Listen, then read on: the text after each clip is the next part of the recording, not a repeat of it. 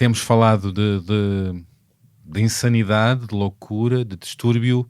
Há muito disso nos poderes? Completamente. Completamente. E se me permites, para mim a pior droga chama-se poder, não é? Eu acho que as pessoas perdem um bocadinho a noção de quando têm muito poder do outro. Perdem muito a noção de como é que atacam o outro de uma forma gratuita. Eu acho que é importante refletir bastante. É importante ter ao lado destas pessoas que os façam refletir, né? E como é que tu olhas para os próximos tempos? Com ceticismo? Achas que vêm tempos piores? Acho que vêm tempos piores. Não sei, não consigo imaginar. Tudo isto já é muito estranho para mim. Mas sim, tenho que fazer qualquer coisa. A arte tem aqui, a cultura tem Claro. aqui um papel Fundamental. Qual é? Todo.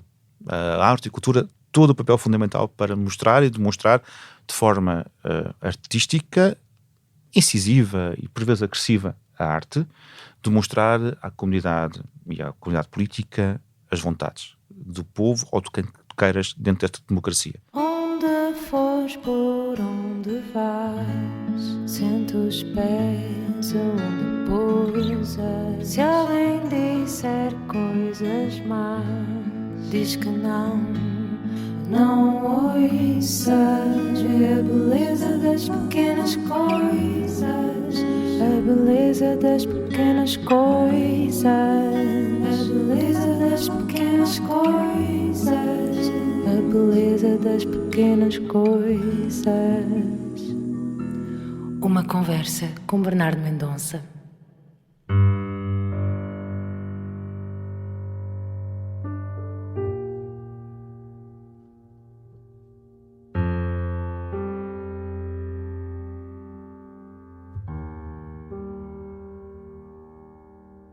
O meu convidado tem sido uma das figuras principais do nosso país a normalizar a forma como olhamos a doença mental.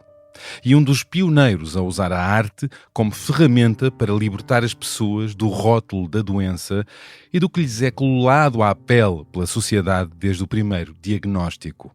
E mais do que isso, celebra e glorifica essas pessoas com as qualidades humanas e artísticas que têm.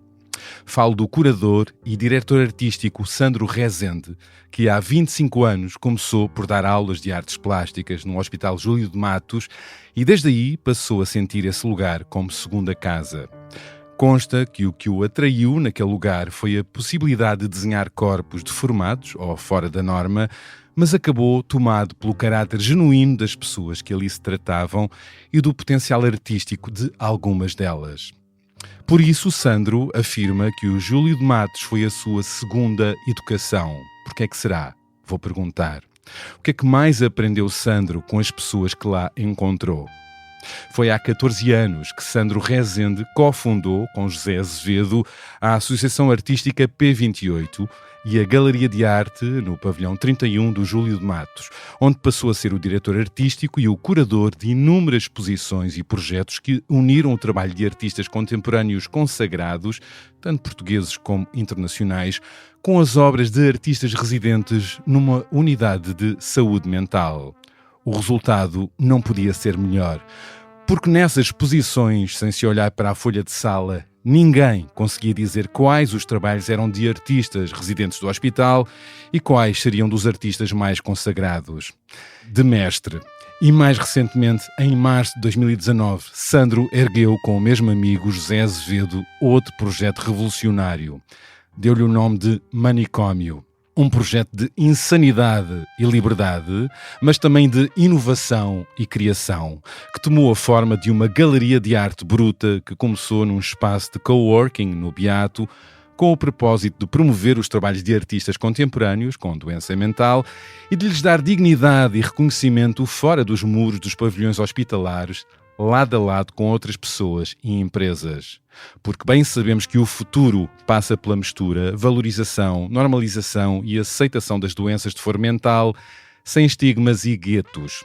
E já agora, há um acesso mais democrático às consultas de psicologia para toda a gente. E foi precisamente por isso que Sandro criou, no Manicômio, o projeto Consultas Sem Portas, para se dar apoio psicológico a preços bem mais acessíveis do que os praticados habitualmente, fora dos gabinetes convencionais, mas em museus, jardins e outros lugares inspiradores. Maravilhoso. Sandro iniciou o projeto Manicômio quando soube que o pai tinha cancro. O pai morreu nesse processo e Sandro acompanhou-o até ao fim enquanto fazia nascer o manicômio. E fê-lo com o amigo e artista José Azevedo, que também acabou por adoecer e partir.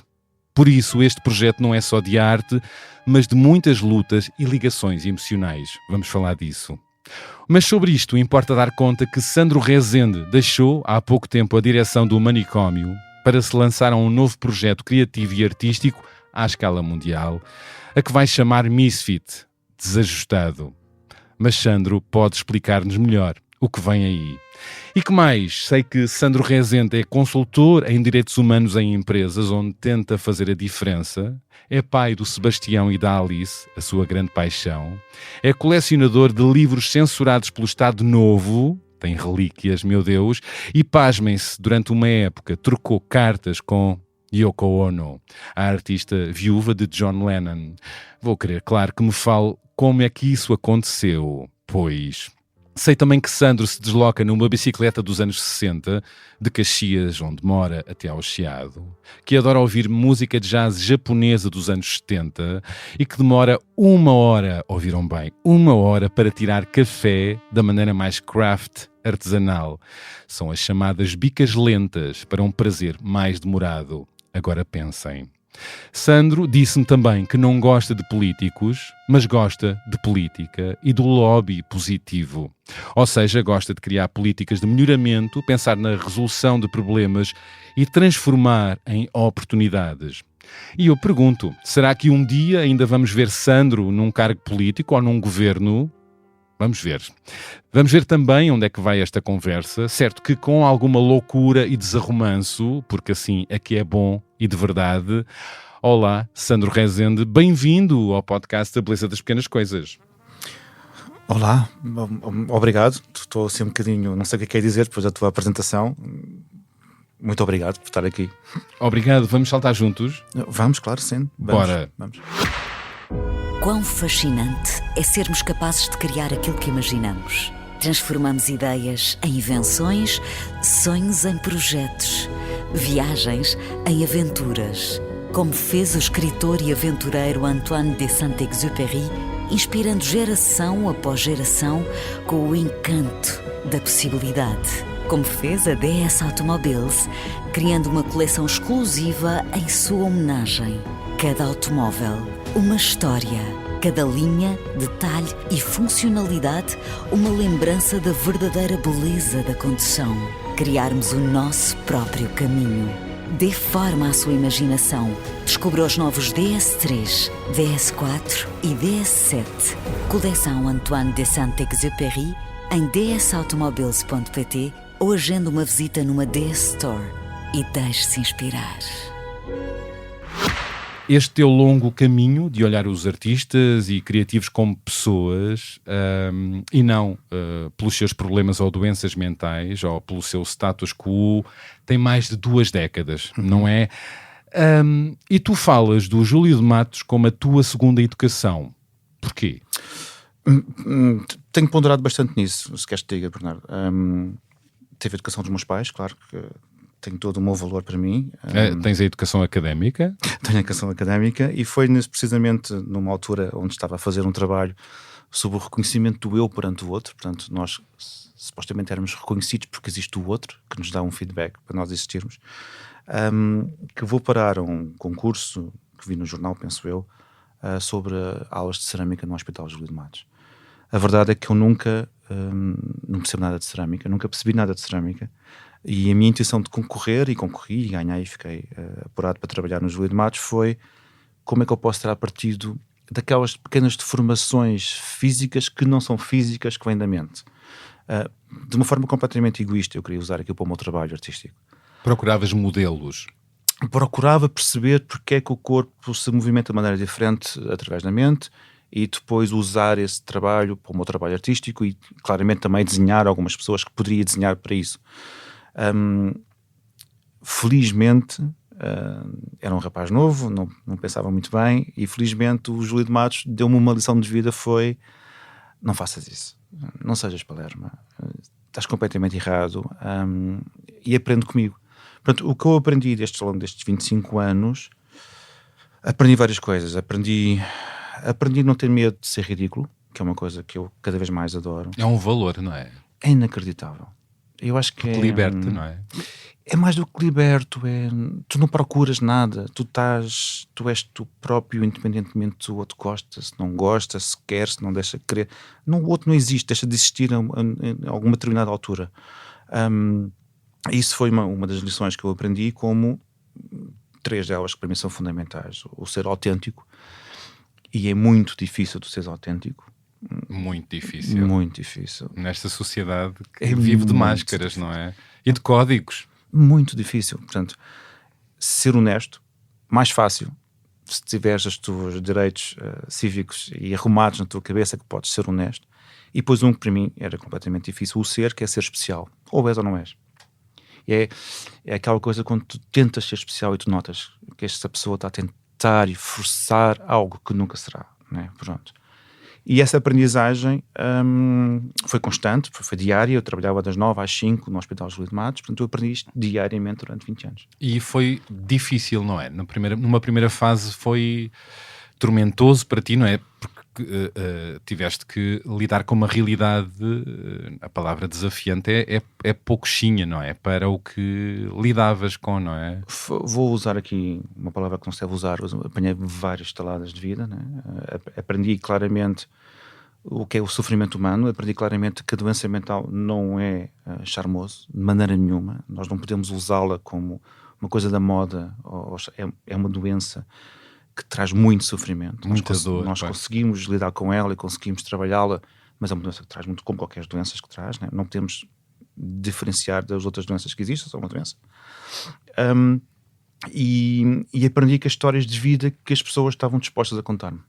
E as histórias de vida são histórias de vidas muito duras, e talvez é aí que eu começo a pensar e começo a olhar assim: sou realmente um miúdo muito privilegiado na minha vida. E o que é que eu posso fazer para estar no mesmo caminho? E não digo ajudar, que eu acho que a ajuda não é, por vezes é boa, outras vezes é má. Não é ajudar, é como é que eu posso ser parceiro destas pessoas em desenvolver algo que possa, que o público ou as pessoas lá fora não consigam perceber o valor que estas pessoas têm. E tu não estavas lá como psicólogo, claro, estavas lá enquanto artista que dirigia, não é?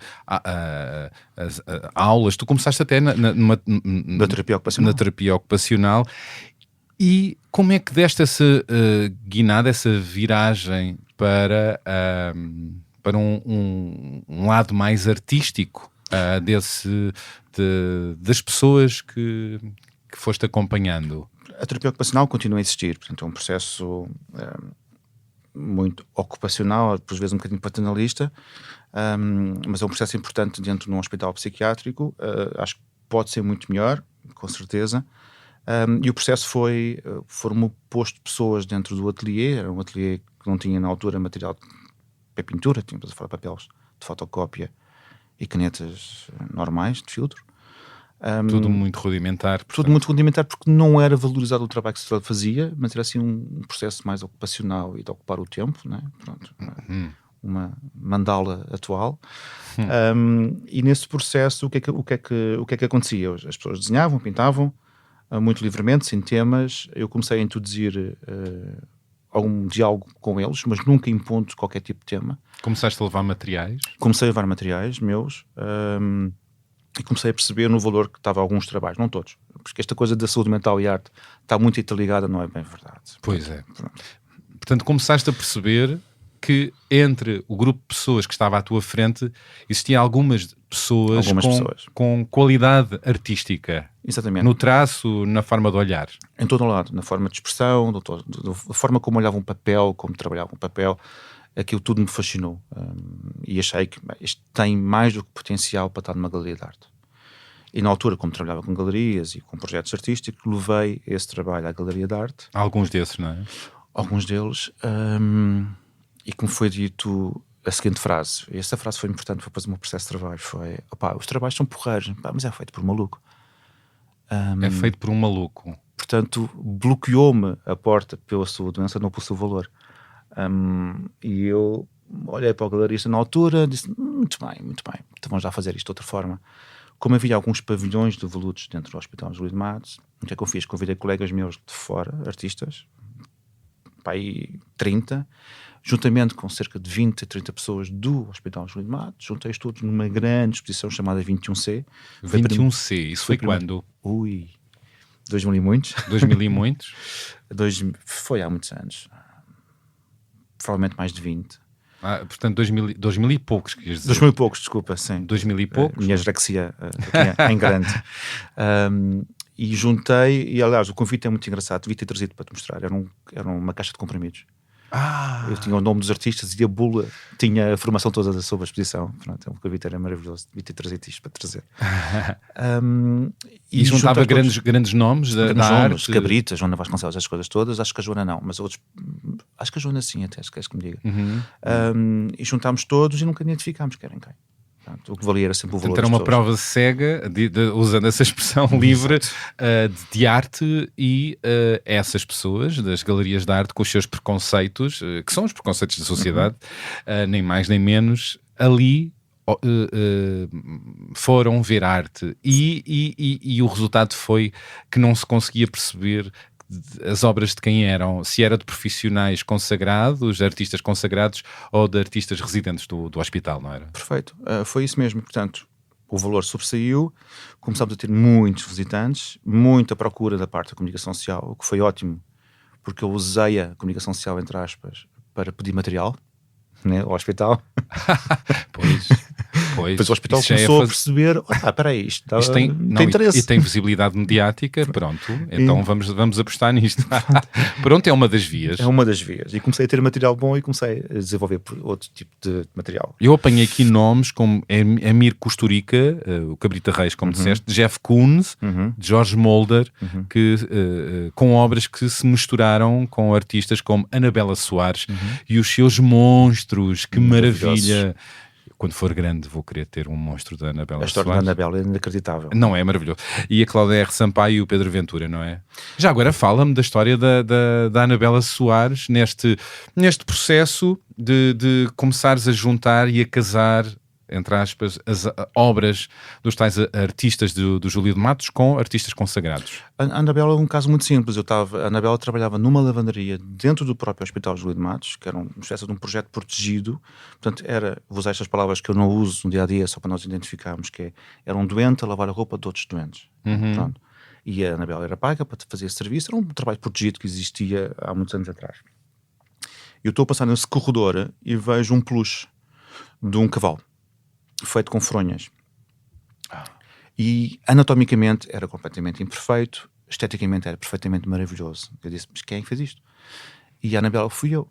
E eu, mas Anabela, você faz isto porquê? Faz isto porque nunca tive um peluche na minha vida. Estamos a falar de uma senhora com 50 anos, ok? Nunca tive um peluche na sua vida? Não, nunca tive um peluche. Contou a história de vida dela, uma história muito violenta, uma história infantil extremamente que nós nunca devemos querer para os nossos filhos ou para nós próprios.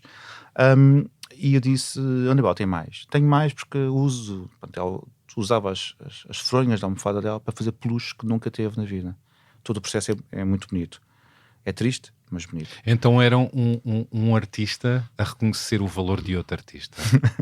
Não sei se era bem o reconhecer o valor de outro artista, mas sim, eu reconheci claramente, esteticamente, um objeto inacreditável, muito autêntico, muito verdadeiro, sem bullshit. É isto mesmo, né? É um facto. Hoje em dia é muito difícil nós os factos serem verdadeiros, não é?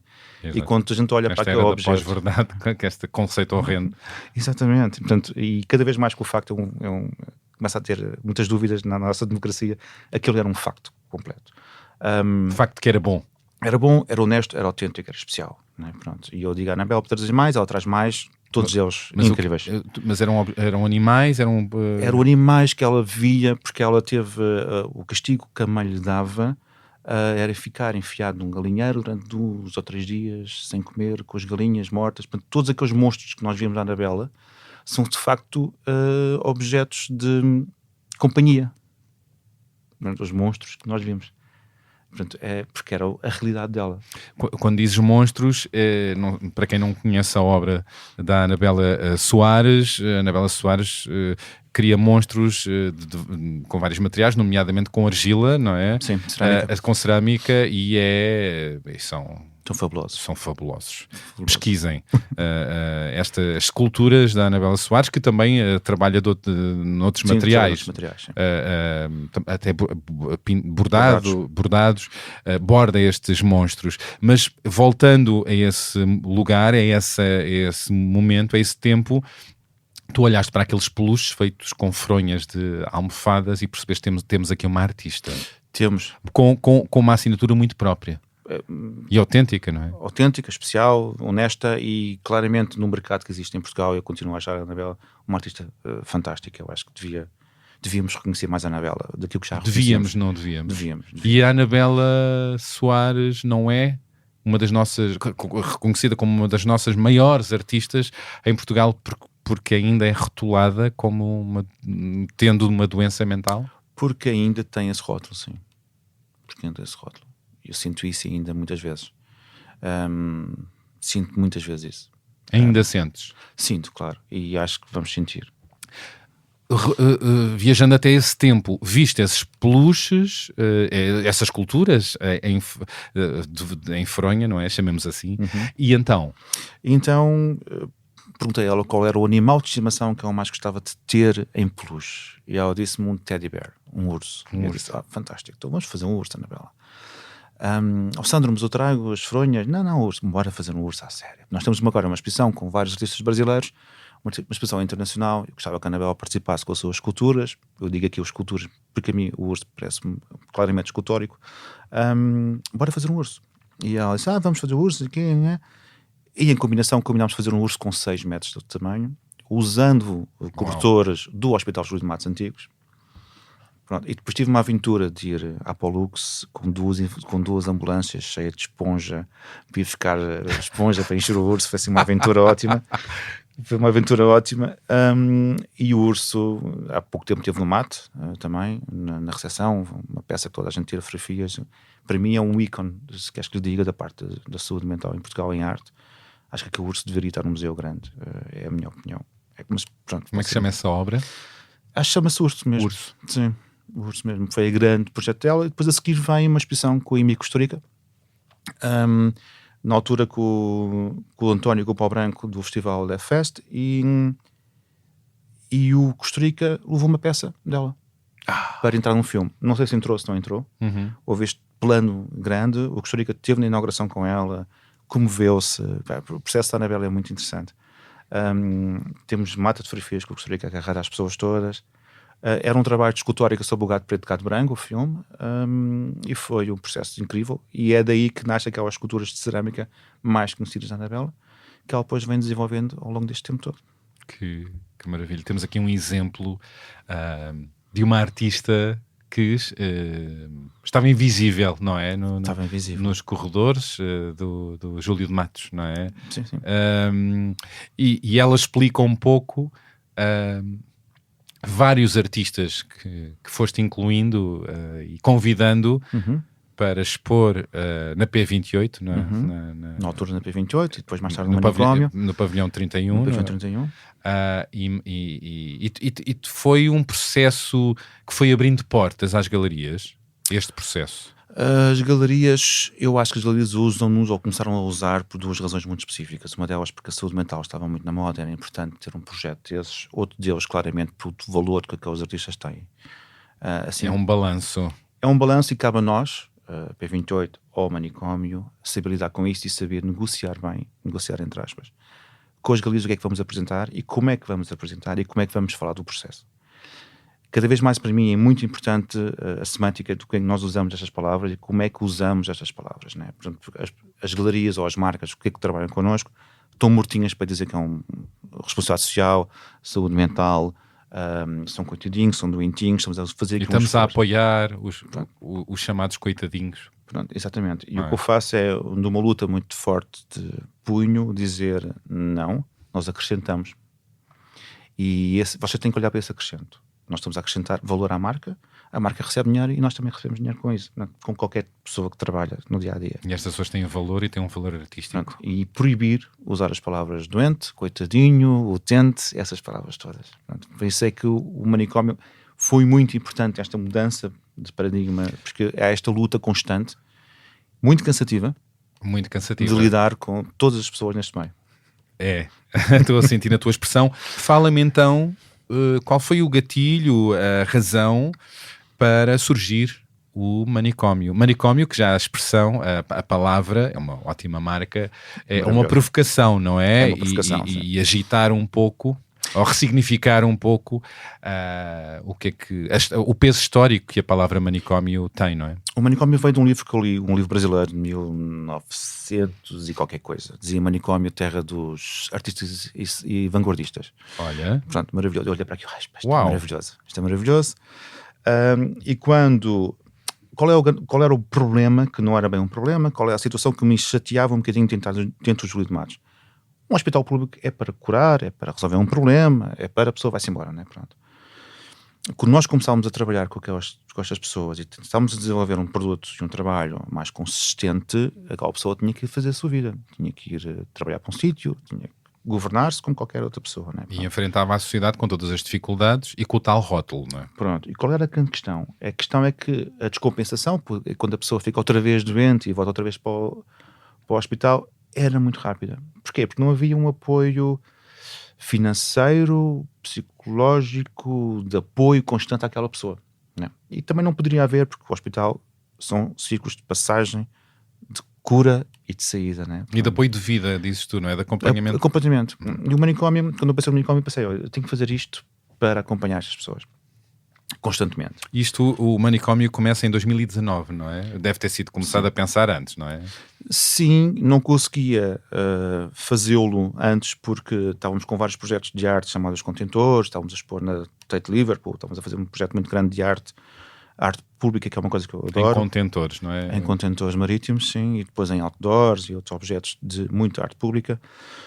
E, como tu disseste muito bem, o meu pai adoece e é nesse processo quando o meu pai adoece, que eu desligo um bocadinho, entre aspas, da arte contemporânea e da arte pública e começo a criar um manicômio aos pouquinhos. O teu pai teve influência, é esse momento em que o teu pai adoece, para te lançares ao lançamento finalmente do projeto Manicômio? O meu pai tem influência em toda a minha vida. Claro, mas aqui tu sim, referiste aí, sim. Porque é que teve aí? Porque achei que o nosso tempo de vida é curto, né? E porque é que temos de deixar as coisas para ontem, porque não fazemos agora.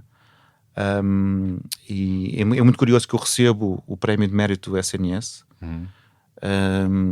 E é o último prémio, é a última poucas coisas que eu fui com o meu pai, mostro o prémio ao meu pai já não estava muito bem nessa altura, parto o prémio, porque o prémio cai, assim, partiste o prémio? Parti o prémio, que o prémio caiu. Depois estive lá a colar para ver se aquilo passava despercebido.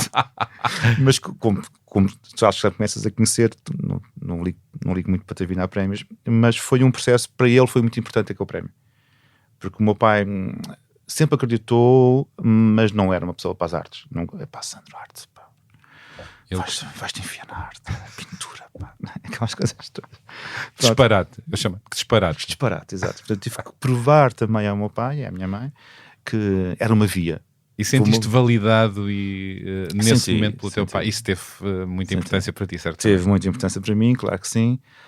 E foi aí que também o manicômio já estava a começar, aos pouquinhos. E foi aqui que tem um impulso maior. Bora lá, abrir isto rapidamente. E abrimos. E foi muito interessante o processo de abrir, porque eu tinha um acordo com o Porto de Lisboa para um armazém, na mesma zona, em Marvila. E era um armazém sozinho, tinha precisado fazer muitas obras, nós estávamos lá. E há uma primeira notícia, por causa do Expresso, que fala sobre a abertura do manicômio.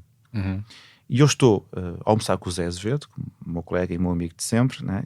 Infelizmente já partiu, mas é amigo de sempre, continua a ser amigo. Num restaurante, nós íamos muitas vezes em frente ao Hospital Júlio de Matos, e estamos ao lado de um casal que não nos conhece lá nenhum, mas que está a referir-se ao manicômio, porque leu a notícia do Expresso. E eles dizem uma frase que para mim foi chocante e foi um abre-olhos para aquilo que eu devia fazer no manicômio. Pá, bora ao manicômio ver os malucos. E eu olho para o Zé e digo, Zé, não podemos fazer isto sozinho. isto vai ser outro Júlio de Matos. Nós temos que fazer isto num espaço onde temos que pôr toda a gente lá dentro. Pois. E foi assim que nasce o co-work, e foi assim que nasce todas aquelas Percebeste pessoas. a importância de misturar com outras pessoas para que não suscitasse aquela... Na nossa cabeça nunca há o curiosidade, ver o maluco, percebes? Não há, não está lá, nem nunca teve. Desde o meu primeiro dia que estou no Júlio de Matos, nunca, eu olho, é igual para mim, não estou a olhar para a doença nunca na minha vida. E eu acho que isso é que é o nosso mais-valia, é nunca olhar para a doença da pessoa. Pois, e o risco era criar-se um lugar... Um gueto. Um gueto. Um gueto. Visitável pelos chamados normais. Exato. Eu tenho histórias inacreditáveis no manicômio co-work de pessoas, não sei se foste lá. Fui. Lindo, espaço lindo. Naquela escadaria inicial, não era? Alta, e tu olhavas para todo lado, e open space, vias toda a gente. Eu tenho de uma vez 2 senhoras que estavam assim à procura de um espaço. Não sei o quê. Eu estava de passagem e pergunto à senhora: precisa de ajuda? Preciso. Então, vim aqui ver os malucos. E eu olho para ela, não sei o que é que fala, mas está a falar de si. não sei o que está a falar. Portanto, esse lado mais voyeurismo do sangue, que existe ainda muito, na comunicação social também. Na forma como se vai atrás do tema? Sim. Onde é que tu encontras um voyeurismo? Encontro quase em tudo. Em todos os processos que falo com todas as pessoas que estou a trabalhar nestas áreas. Qual é a diferença entre a procura de informar e divulgar e o olhar voyeurista? Até posso fazer outra questão que acho que é mais interessante. Eu sinto que este lado mais voyeurismo é um bocadinho já a fugir para o apontar o dedo, vem muitas vezes os técnicos de saúde. Vem daí. Eu acho que há frases que a mim são inacreditavelmente apelativas, como tu és o meu utente, tu és o meu doente. Eu não sou teu, né? Pronto. E eu acho que tem que haver aqui um processo de quase direitos humanos no processo das escolas técnicas de saúde para trabalhar a pessoa pela pessoa. Portanto, não só pela doença. De saúde, psicólogos, psiquiatras precisam de ser educados na área enfermeiros, técnicos de saúde, auxiliares na área da saúde mental. Eu acho que têm que ser um pouco... Sim, têm que ser. Eu estava a tentar aqui não ser muito violento, mas sim, têm que ser, porque é uma coisa que as pessoas aprendem na escola. Eles aprendem a tratar da pessoa, né? Mas eu não sou apenas o utente 15, né? Eu sou o Sandro e gostava muito, quando fosse um médico, ser o Sandro. E nesse ponto ainda há um caminho longo, não, Sandro? Muito longo. Acho que e é preciso esvaziar uma certa arrogância de todos os técnicos e profissionais da área da saúde, não é? Em relação em relação a tudo o que envolve as pessoas que têm algum tipo de problema, doença mental. Eu acho que disseste a palavra certa. É isso. É arrogância. Muitas vezes arrogância, mas muito impostas pelo que aprenderam na escola. Porque como o tratar a pessoa, o refletir a pessoa. E há um exercício que eu costumo fazer sempre, que eu acho que é importante. Estas pessoas, estes doentes mentais, nunca tiveram a hipótese de não ser doente mental. Tu és diagnosticado jovem por uma doença, né?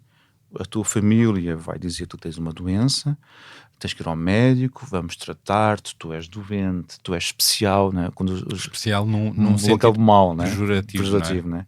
O tratar é bom. O tratar é ótimo, mas depois tu vais ao médico, e o médico, temos aqui um problema, doença, vamos ter que seguir aqui, ou vais para um consultório, ou vais para um hospital público ou privado, o que é que seja, vais fazer terapia ocupacional, vais fazer o que é que seja, hospital dia, com os outros doentes. Tu na tua cabeça nunca conseguiste ser o Sandro ou o Bernardo. Não, tu és o bipolar ou o esquizofrénico. E o que me acontecia no manicômio, e acontece-me diariamente, é a primeira coisa que as pessoas dizem quando se vão apresentar é a doença que têm.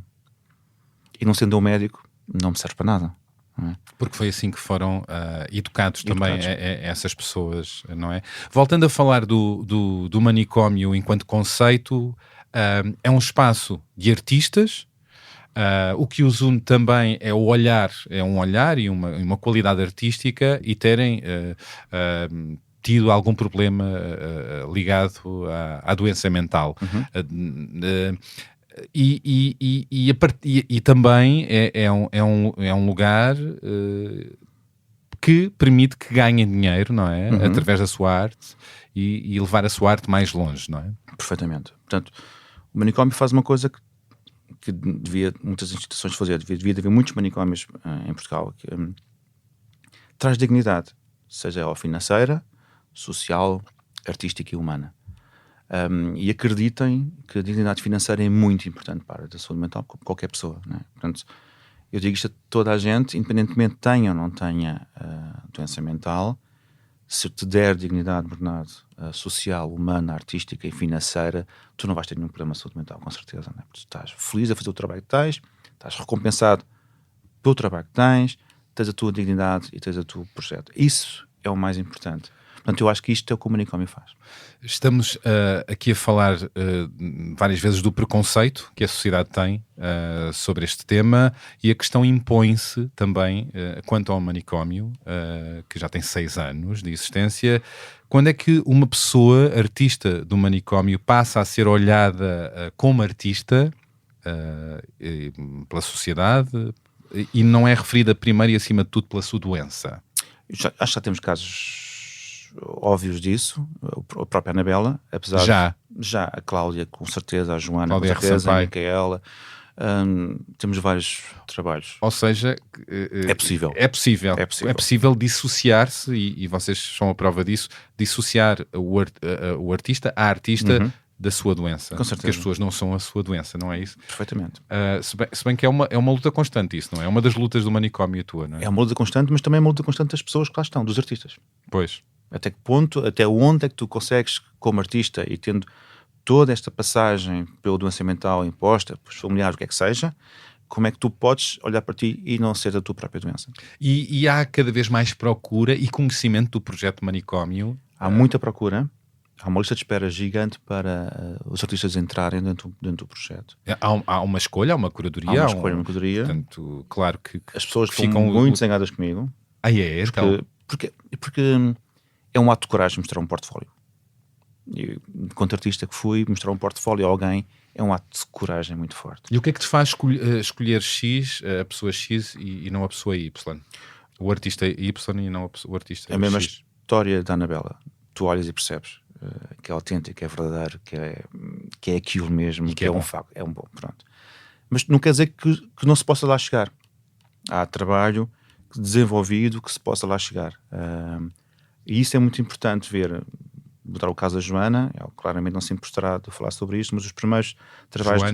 Joana Ramalho. Os primeiros trabalhos da Joana não eram propriamente brilhantes, e ao longo de um ano ela trabalhou, até um dia mostra-me uns trabalhos que eram absolutamente maravilhosos, e que a partir daí a Joana explodiu, né? Pronto. E portanto aí tiveste um papel de...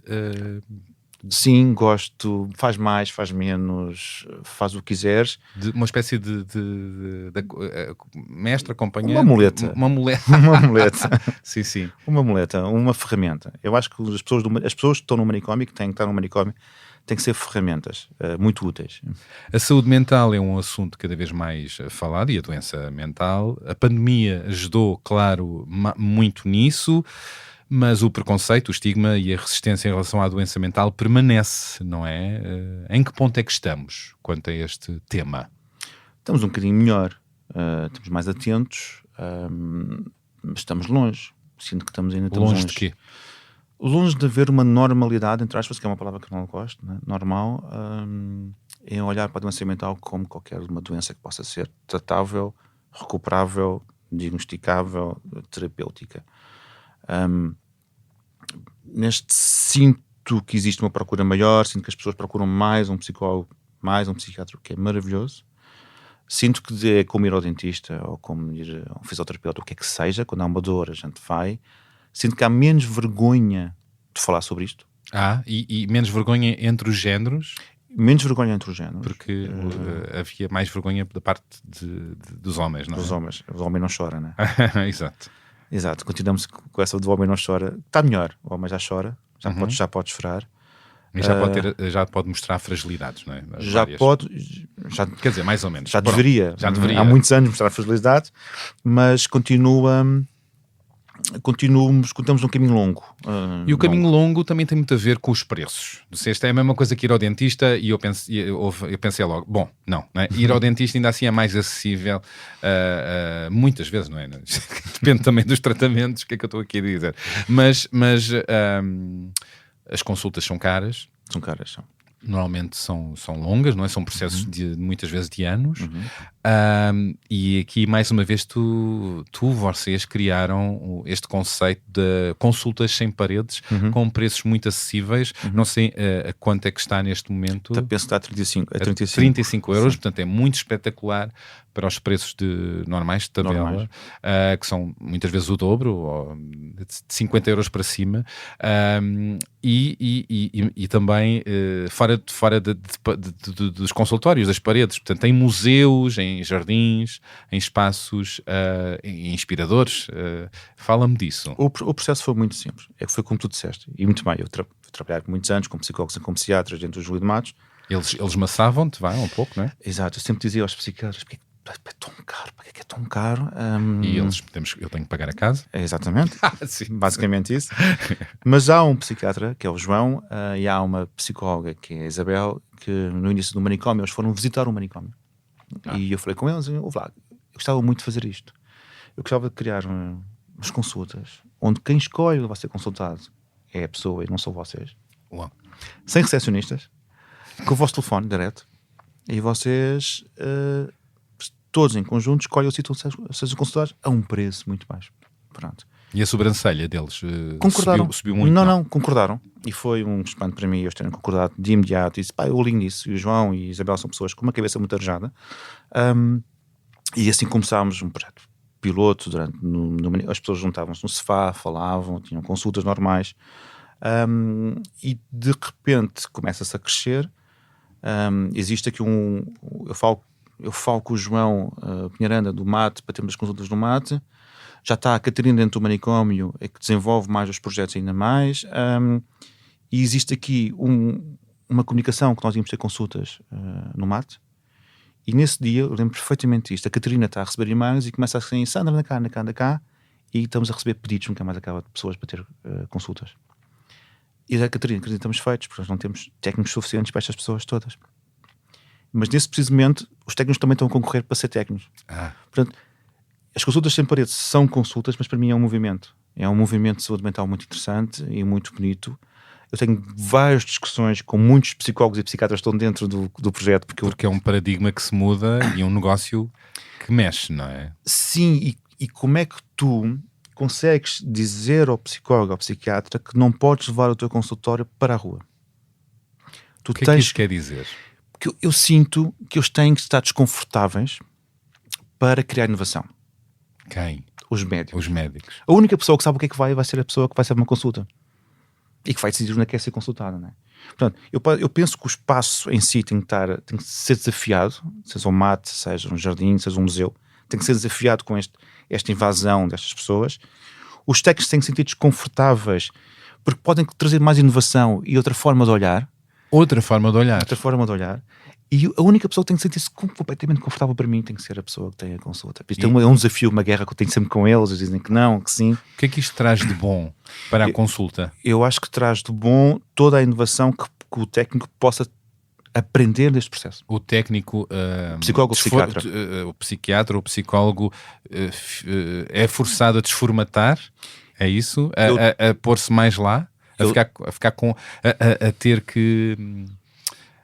a ter que estar de outra maneira, se calhar a humanizar mais eu adoraria, Bernardo, mas mas muitas das vezes eles levam o consultório para a rua, o que é ok também, e o trabalho deles é feito e a terapia é muito válida. E é uma razão. Não há problema, mas eu desafio-os sempre, e se estiverem a ouvir ou se ouvirem isto, desafio-os sempre a se sentirem desconfortáveis. É a partir do desconforto que tu consegues criar inovação. Pergunto de outra maneira também, eu sei que há uns anos tu, por via do teu percurso no Júlio de Matos, chegaste a estudar, a começar a estudar psicologia, não é? Sim, foi um erro. Foi um erro. Um erro clássico. Não, inscrevi-me, sim, comecei as primeiras aulas. Querias ter mais ferramentas para lidares, comunicares com as pessoas. E achei que era um erro, completamente. Porquê? desististe do curso de Desisti no psicologia. primeiro ano, nem sequer fiz um ano, foi rápido. Portanto, Porquê que achaste que não era para ti? quando comecei a perceber a rotulação de tudo, o rótulo, aquilo, eu disse, isto não é nada para mim, eu vou perder a minha visão que tenho com estas pessoas, eu vou perder a visão que tenho quase com o ser humano, como eu vejo, não vou entrar por aqui, não quero saber isto, e quero continuar a ser ignorante nesta área, e quero continuar a ser a pessoa humana que fala com outra pessoa humana e não olhar para ela profissionalmente.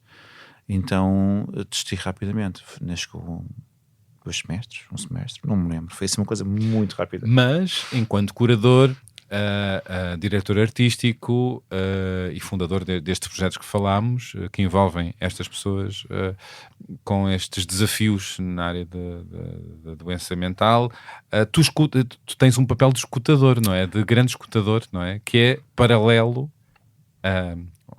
não é de toda a mesma coisa, mas és um escutador. Tens que ouvir as pessoas. Não é? Destas pessoas que te procuram também, enfim, para terem um norte. Eu acho que temos que ouvir as pessoas todas. Há pouco tempo o meu filho perguntava: "Oh pai, porquê estás num restaurante e a falar tanto tempo com este senhor do restaurante que está a servir à mesa?" Porque há pessoas que não são ouvidas há muitos anos. O que vai aqui outro problema da humanidade é como é que o manicômio é um processo, o manicômio é um projeto que ouve as pessoas realmente, ouve, E que olha para as pessoas. e que olha, não é uma perca de tempo, é usar aquele tempo perfeito para ouvir, saber, escutar, em conjunto trabalhar e resolver algo ou fazer algo. Da P28 é igual dentro do processo, dentro do Júlio de Matos. Portanto, eu acho que nós perdemos a capacidade de ouvirmos, ouvirá seriamente, não é assim tudo bem, toda passagem, né? Ouvir seriamente, e é muito importante nós ouvirmos e sermos capacitados pelos outros. Nunca nos podemos pôr numa posição, eu vou capacitar o outro, eu sou um gajo porreiro, eu vou resolver o problema do outro. Só acontece se nós formos capacitados pelo outro e deixarmos que o outro entrar dentro de nós, e nesse processo de capacitação entre um e o outro, nós conseguimos em conjunto, em parceria, fazer algo. O que é o outro capacitar-nos? É ouvi-los, perceber informação, aprender constantemente, não sermos o grande iluminado que vai ensinar a vida a outra pessoa. Porque quem está na pele de certas situações também tem propriedade para falar de uma série de coisas, não é? E aprende-se com isso, não é? É o chamado lugar de fala, não é? Por isso é que a minha segunda educação é no Júlio de Matos, não é? Porque eu tive a capacidade, felizmente, tive a capacidade de ouvir. E tu foste para lá, imagino, com muitos preconceitos, não é? Como parte da sociedade sobre o que é doença mental, o que é estar no Júlio de Matos. Ajudas-me a perguntar isso porque eu nunca pensei nisso assim. Nem nunca fui sem qualquer tipo de preconceito. Mas tinhas? Não tinha, nem sequer sabia o que era. Ouvia-se saúde mental, mas não sequer sabia o que era. Júlio de Matos, aqueles senhores que pediam tabaco e pediam moedas no semáforo, né? Um pouco mais do que isso, né? Sabias pouco? Não sabia nada. Pois. Mas foste dando conta lá que afinal até não tinhas muitos preconceitos ou nenhuns. Não tinha, e foi um local de aprendizagem. E se as pessoas fizerem este raciocínio, que é um raciocínio engraçado, ainda há pouco tempo diziam, então, Júlio de Matos, as pessoas, os doentes que vão para a rua pedir tabaco e pedir dinheiro. Mas eles não têm lá dinheiro, não sei. Claro que têm, mas as pessoas têm que olhar, se calhar aquele pedir não é pedir, é um contato humano, é falar com as pessoas, é ser ouvido por outro, que não dentro do Júlio de Matos. É uma forma de interagir. E as pessoas têm que pensar um bocadinho mais do que o dinheiro em si ou com o tabaco em si. E é esse o meu papel, acho eu, ouvir as pessoas e tentar perceber onde é que elas querem ir. Tu, entretanto, acabas de sair do manicômio, não é? Acabo de sair do manicômio. Esta frase em si agora soou assim, não é? Tive alta, né? Tive alta do manicômio. Uma alta infligida por mim próprio. Então. Várias razões. Eu acredito que os projetos têm que ter renovadamente pessoas diferentes à frente deles. Eu não acredito em projetos com 20 anos da mesma pessoa à frente. Muito menos projetos de um homem só. De um homem só. Não acredito mesmo nisso. E sempre foi o meu plano, desde o início, que o manicômio pudesse ser gerido pelas próprias pessoas do manicômio em si. Desde que comecei. É esse o objetivo. Estava escrito. E está escrito. E achei que nesta altura era perfeita. Porquê? porque há pessoas super competentes lá dentro. Quem está a dirigir agora? Está a Catarina Gomes. Está a Catarina, está uma pessoa que eu também gosto muito, que é a Leonor Canelas, que está a fazer a parte das consultas sem paredes. Está a psicóloga, a Filipa, está os designers, portanto, aqui a Raquel e outras pessoas que vão entrar. E eu tenho a certeza absoluta que o projeto não vai se modificar em nada para mal, antes pelo contrário. Acho que vai ter outra visão. Importa dar conta que o manicômio perdeu o espaço de co-work no Beato, o que não é brilhante, não é? Não é nada brilhante. Eu cheguei a conhecer o lugar maravilhoso e de facto misturava com profissionais e outras empresas e eram os artistas criavam, trabalhavam as suas obras. E agora muitos deles estão a trabalhar em casa, não é? Muitos deles estão a trabalhar em casa, vão trabalhar de vez em quando ao Arco, à Escola de Arte, que o manicômio por vezes cede lá. O Arco é um parceiro desde sempre, também há consultas sem paredes no próprio Arco. E eu sei que o manicômio vai abrir um espaço, não posso dizer porque agora não me pertence a mim essa autoridade, mas vai ser para breve e estou muito feliz que que as pessoas vão lá, voltem, falem com as pessoas, que apreciem a arte, que comprem, que partilhem ideias com elas. Que as pessoas vão lá não para ver os malucos, mas para ver as obras de arte e não só, e conversarem com as pessoas enquanto artistas, não é? Exatamente. E há uma coisa no manicômio que é incrível, que as pessoas têm sempre ideias, e se nós ouvirmos, nós vamos agarrar nessas ideias. E eu acho que isso é importante. O manicômio é quase uma comunidade, um ecossistema que permite ouvir toda a gente de todo lado. E neste momento eu sinto perfeitamente saudável, feliz, sei que as pessoas lá estão, têm completamente toda a confiança nelas e vão claramente acrescentar mais. Não posso deixar de falar da exposição que esteve no MAT, chamada Procissão, Louvar e Santificar, uma exposição coletiva com a ideia de santificar e glorificar a doença e a saúde mental para sacudir também as mentalidades, não é? A poeira e uma certa expressão desmontar o estigma. Eu sei que não gostas muito desse caminho de conversa. Fala-me desta exposição. Era ao contrário, era reforçar o estigma. Reforçar o estigma. Portanto, uau! Aqui era ao contrário. Fala-me disso. Não, aqui é dizer que vamos santificar isto. Vamos assumir. Vamos perfeitamente assumir o que somos. Somos doentes, as qualidades, somos artistas. E potencialidades, no caso. Podemos estar aqui no mato. E vocês vão ver uma exposição e vão claramente ver uma exposição de arte contemporânea. Acho que foi o Expresso, acho que uma das 5 milhões do ano, não sei, já não me lembro, mas que as pessoas assumidamente não tenham que esconder-se outra vez por trás do estigma, da palavra estigma. Portanto, era muito importante criar este ataque, entre aspas, um ataque soft, mas um ataque que permitia às pessoas olharem para o trabalho de uma forma diferente nesta altura. E os trabalhos eram todos muito rigorosos nesta abordagem, desde os panos bordados a ouro, com frases de internamento da Anabela, o carrossel da vida da Cláudia, que era maravilhoso, da Cláudia Sampaio, aquele sudário gigante, a Micaela, as palavras do Filipe a soar pela exposição toda. Era uma precisão. Infelizmente não tivemos a oportunidade de fazer a nossa Bíblia. Queríamos fazer uma espécie de uma Bíblia, mas não era bem uma Bíblia religiosa, para não atacar ninguém na parte religiosa. Era uma Bíblia Era uma Bíblia de loucura, não era?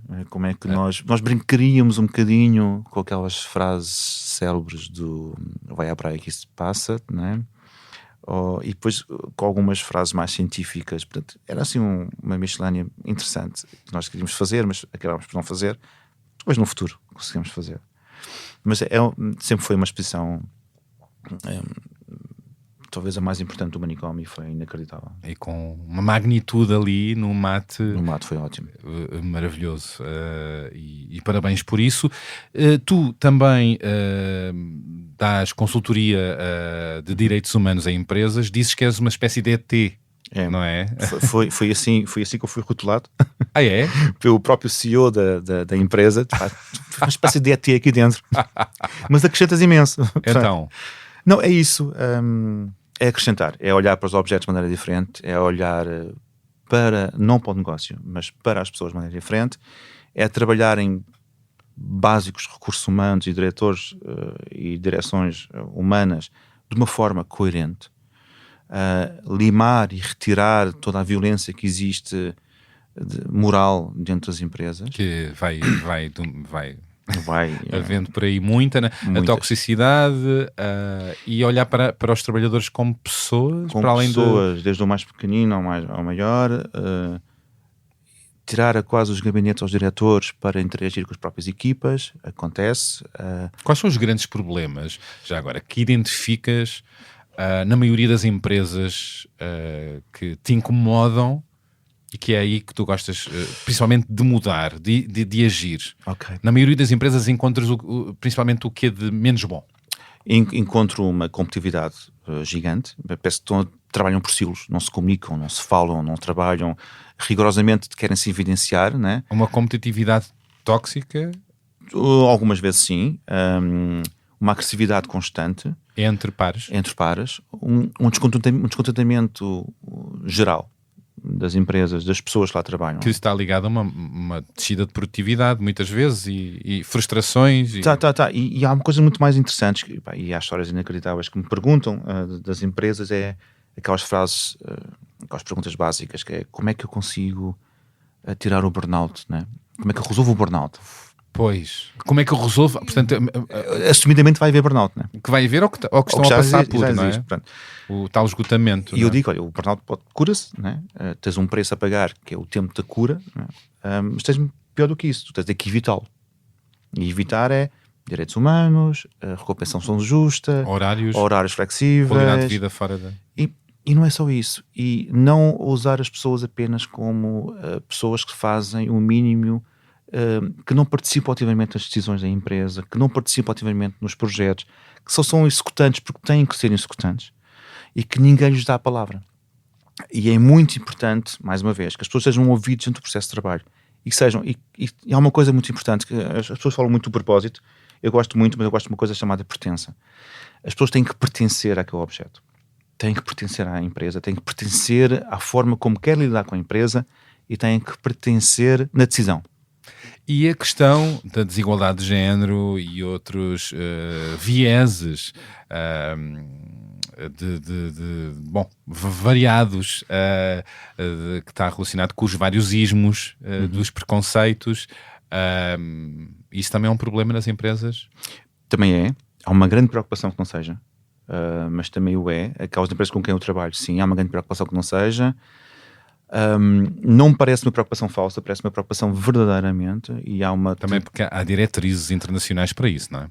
Sim, mas também para parece... mudar as percepções e para mudar as ações internas. E eu não quero ser injusto, mas eu trabalho com os CEOs das empresas e eu claramente eu noto deles uma grande preocupação, e não só depois das diretrizes. Eles estão mesmo preocupados em que haja uma maior diversidade, haja uma maior equidade, haja uma maior tudo dentro da própria empresa. E tem que começar por eles. Será?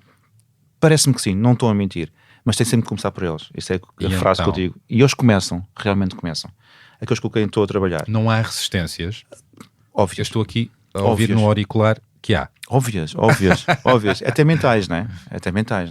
Pois. E isso é importante. E o teu papel é esse, não é? É esse, é dizer, não faz sentido nenhum isto. Não faz sentido. E estão receptivos. Estão receptivos a ouvir, e acrescenta imenso depois, porque aquela pessoa que nunca foi ouvida vai acrescentar imenso à empresa. É tão simples. Ganha-se. É tão simples. E ganha-se com isso, não é? Ganha-se valor. E a própria pessoa. E a produtividade, eventualmente, e qualidade no pensamento, não é? Na diversidade, será? Se tu lhe deres tudo o que a pessoa quer para trabalhar e para pertencer àquele trabalho, mais uma vez, as condições suficientes, não é preciso aquelas regras rigorosas, tem que ir 3 vezes por semana ao trabalho, não, porque as pessoas vão porque têm vontade de ir. O que as empresas têm que fazer é criar não só direitos humanos e formas de trabalhar e o próprio espaço suficientemente atrativo para as pessoas quererem ir.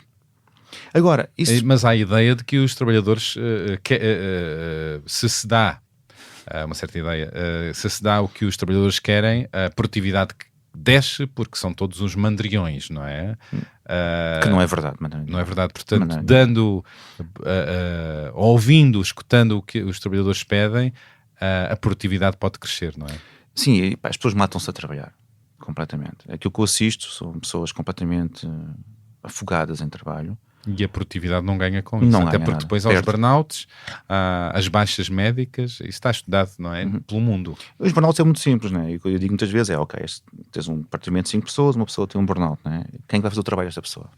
É outra pessoa, que provavelmente poderá ter outra vez outro burnout. Ou que acumula, não é? Acumula, portanto vai acumular trabalho, vai acumular mais responsabilidades, provavelmente vai ter outro burnout.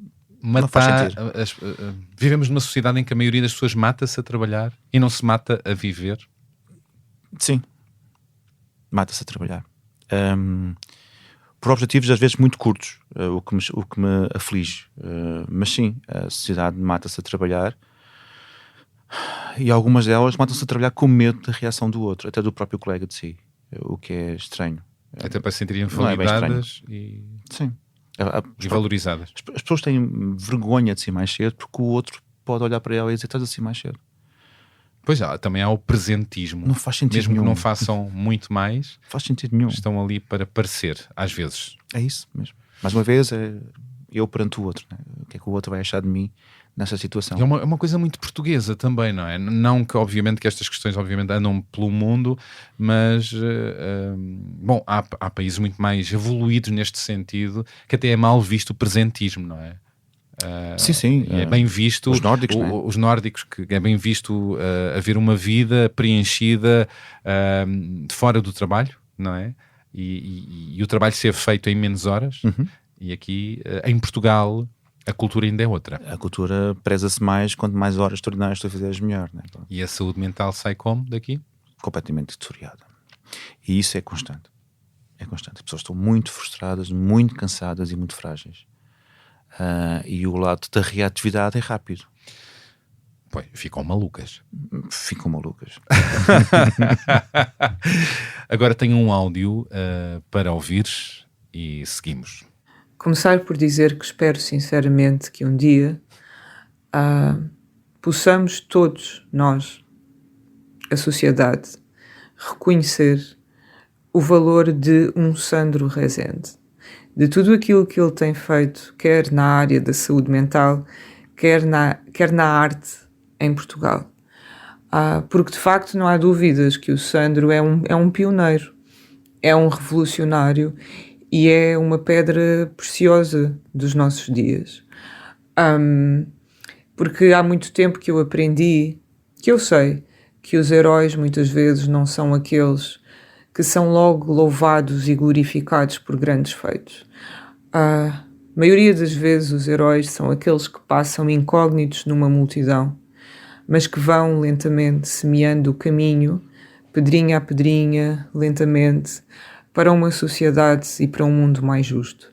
E é isso que o Sandro tem feito. O Sandro é esse herói, não aqui querendo glorificá-lo de forma gratuita, mas de facto é assim que eu vejo alguém que quase nos faz acreditar que é muito fácil lutar por um sonho, que é muito fácil todos os dias fazer algo para que o mundo possa ser um lugar melhor.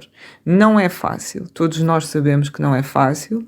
Todos nós sabemos que muitas vezes, quando temos de remar contra a maré, muitas vezes acabamos por querer desistir porque não é fácil, mas eu acho que uma das principais características do Sandro que eu quero mesmo frisar aqui é ele fazer-nos ter a vontade,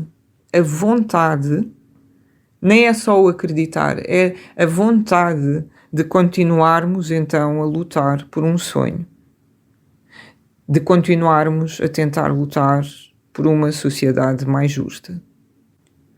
Muito importante também dizer que o Sandro é de uma generosidade extrema, é um amigo, é um ouvinte e eu sei que tenho um orgulho imenso, muito grande mesmo, por poder ter começado o manicômio com o Sandro, ou melhor, de ter estado lá desde o início.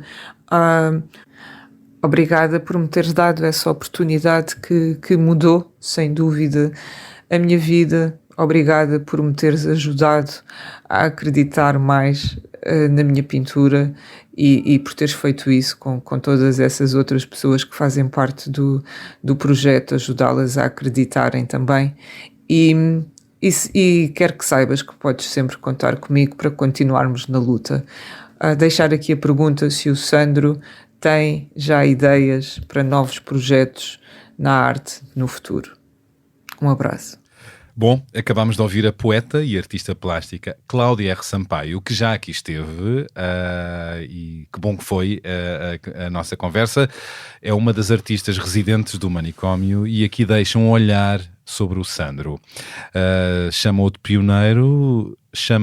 pioneiro, revolucionário e herói, porque ajuda os outros e as outras a acreditarem em si, nos seus sonhos e talentos, o que não é coisa pouca. E pergunta-lhe sobre os novos projetos artísticos que o Sandro prepara para lançar por cá e no mundo.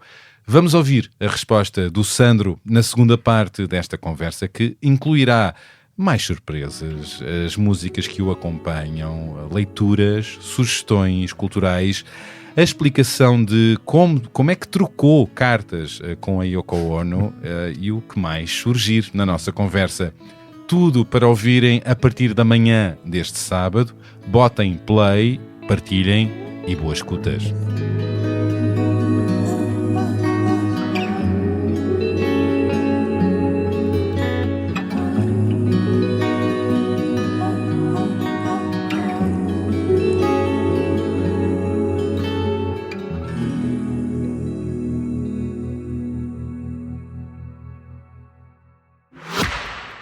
Quão fascinante é sermos capazes de criar aquilo que imaginamos. Transformamos ideias em invenções, sonhos em projetos, viagens em aventuras, como fez o escritor e aventureiro Antoine de Saint-Exupéry, inspirando geração após geração com o encanto da possibilidade. Como fez a DS Automobiles, criando uma coleção exclusiva em sua homenagem. Cada automóvel, uma história. Cada linha, detalhe e funcionalidade, uma lembrança da verdadeira beleza da condução. Criarmos o nosso próprio caminho. Dê forma à sua imaginação. Descubra os novos DS3, DS4 e DS7. Coleção Antoine de Saint-Exupéry em dsautomobiles.pt ou agende uma visita numa DS Store e deixe-se inspirar.